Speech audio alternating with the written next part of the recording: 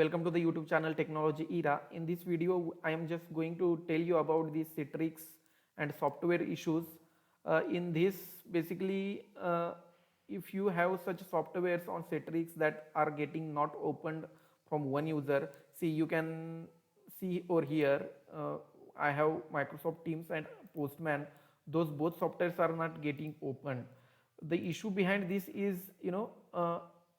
if you have multiple of users on Citrix and all the users having admin access, and if you install that software from one user and same software you have installed on others user login, so from two logins you have installed same softwares, in that case it do not get open.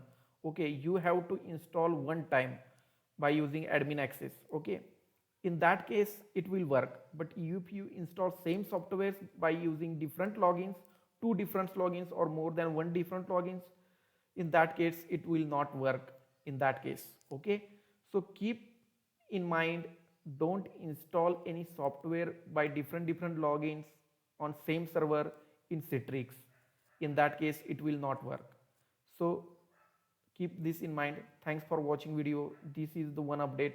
So such more technical videos, keep watching our YouTube channel for the Citrix issues, any operating servers issues.